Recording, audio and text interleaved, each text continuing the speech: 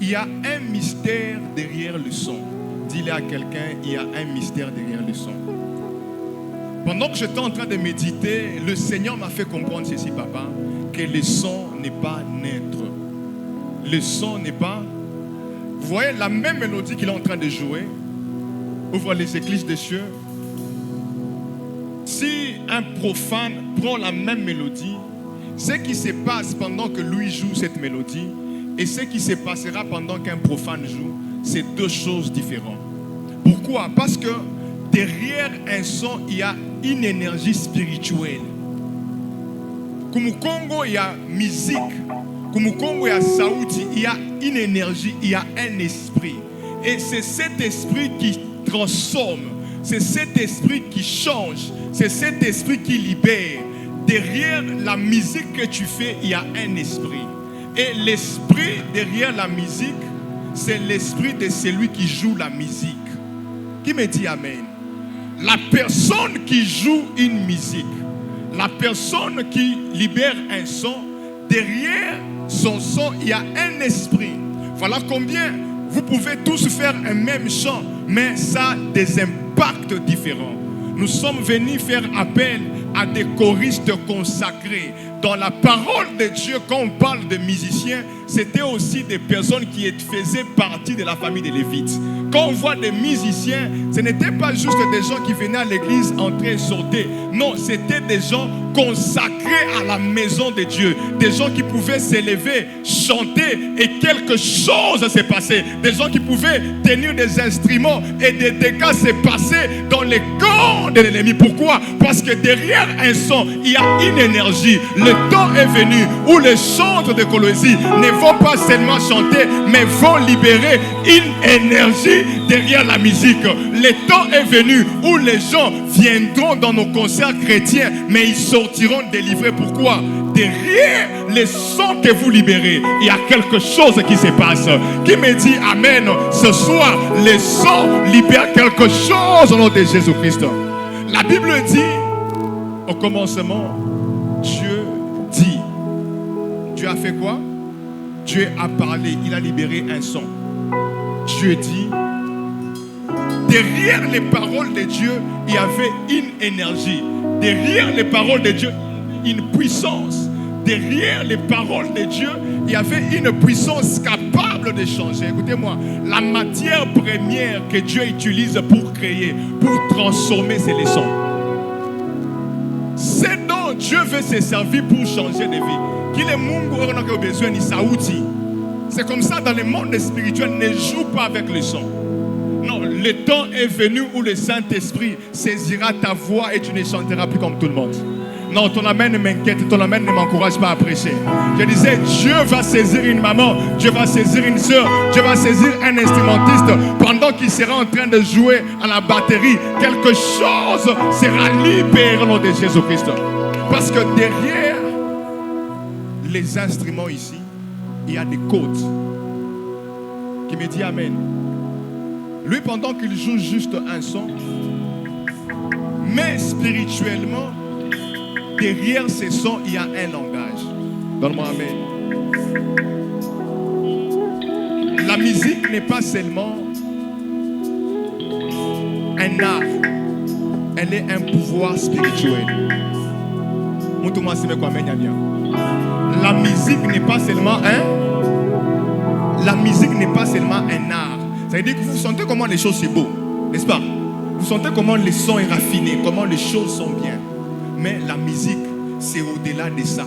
C'est un pouvoir spirituel. Voilà combien toi qui es venu ici, tu ne sortiras pas comme tu es entré, parce que quelque chose va t'affecter au nom de Jésus-Christ. Et voilà même combien la musique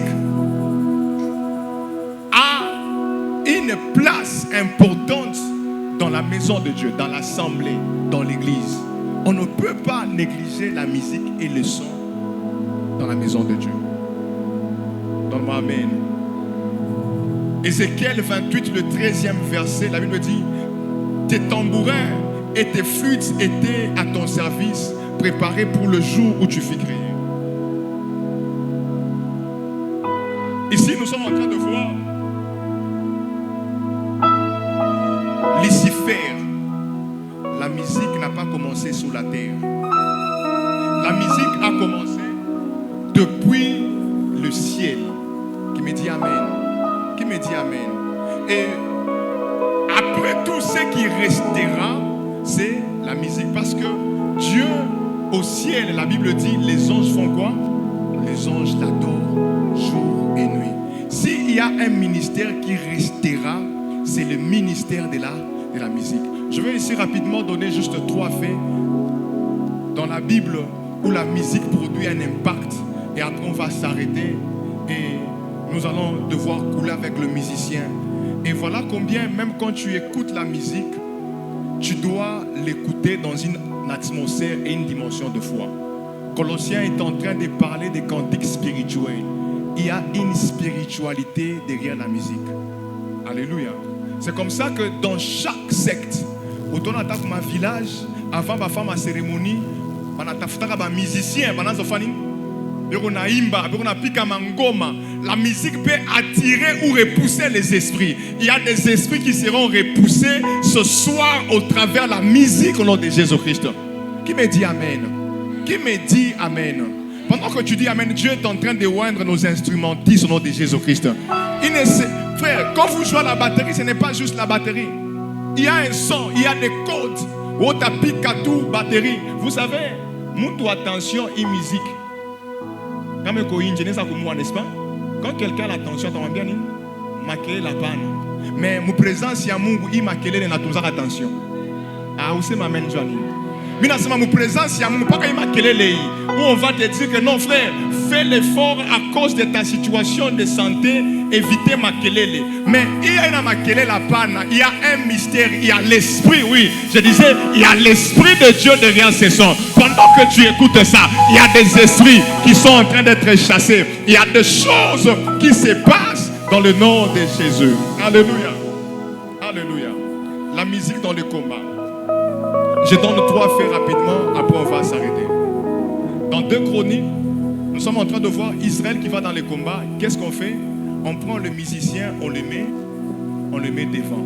Et la Bible dit, pendant qu'eux chantaient, il y a l'embuscade qui s'est produite dans les camps des ennemis. Je prie que pendant qu'on sera en train de chanter, quelque chose s'est produit dans les camps de tes ennemis au nom de Jésus. Non, ton amen ne m'encourage pas à prêcher. Pendant que tu seras en train de chanter, quelque chose s'est produit dans les camps de tes ennemis. Alléluia. Josué 6:20, le peuple poussa des cris et les sacrificateurs sonnèrent des trompettes. Lorsque le peuple entendit le son de la trompette, il poussa des grands cris et la lumière et la muraille s'écroula. Vous voyez ici? Et ils étaient seulement en train de pousser des cris. Les sacrificateurs étaient en train de sonner la trompette. C'était des instruments. Ça paraissait être maquillé, mais spirituellement, ce qu'ils faisaient produisait quelque chose. Je prie que dans tes acclamations, dans tes cris, dans le son, quelque chose s'est produit au nom puissant et glorieux de Jésus. Et pour finir, 1 Samuel 16. 16, 23. Elle me dit, quand le mauvais esprit venant de Dieu était sur Saïl, David prenait la harpe. Et en jouant, Saïl respirait alors plus à l'aise, se trouvait soulagé et le mauvais esprit s'est retiré de lui. Qui me dit Amen? Qui me dit Amen? Qui me dit Amen? La Bible dit ici, on est en train de voir Saïl qui est menacé par un mauvais esprit. Et pendant qu'il est menacé par le mauvais esprit, ce qu'il fait, il me dit, cherchez-moi pas un choriste, mais un joueur d'harpe. Frère, ikaji amungu, ikaji, ikuna tous abagonjwa. Le roi avait un problème, mais tout ce dont il avait besoin, c'est que quelqu'un, un musicien, n'est pas n'importe quel musicien, mais un musicien roi consacré. Chers frères et sœurs choristes, Dieu vous appelle à la consécration. La Bible dit, Dieu ne peut pas prendre le vin nouveau et mettre ça dans une vieille outre.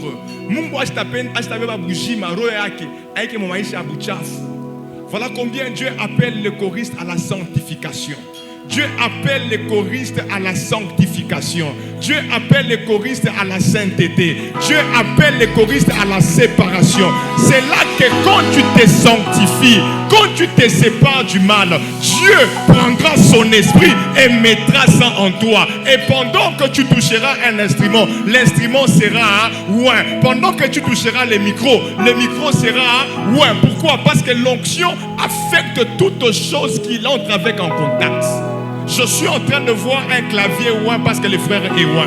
Et même pendant que tu seras en train de jouer au clavier, pendant que tu libères un son, ce qui a des mauvais va partir au nom de Jésus-Christ. Qui me donne amen que l'onction de la musique soit répandue sur lui au nom de Jésus-Christ.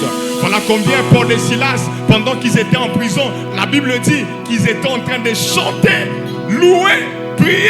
Ils priaient, ils chantaient et ils louaient les cantiques de l'Éternel pendant qu'ils élevaient Dieu. Or, la Bible dit que Dieu siège dans la louange de son peuple. Où Dieu est élevé, où Dieu est loué, Dieu fait quoi? Il vient siéger. Voilà combien je vois ce soir. Dieu va siéger. Or, quand Dieu siège, c'est pour prendre des décrets. Comme Mungu anashuka fwash, ni Dieu prend ma décision. Mungu a décidé par rapport à Maïs Mangalibi Aléo. Je disais que Mungu t'a décidé au nom de Jésus-Christ. Refuse de sortir comme tu es entré. Nous sommes là pour élever son nom. Et il fera quelque chose au nom puissant de Jésus-Christ.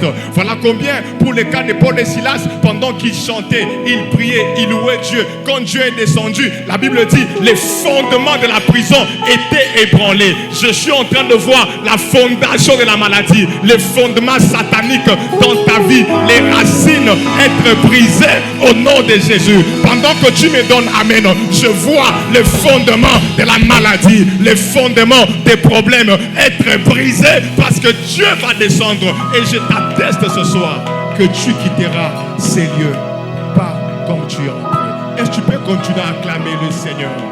Acclame le Seigneur, acclame le Seigneur.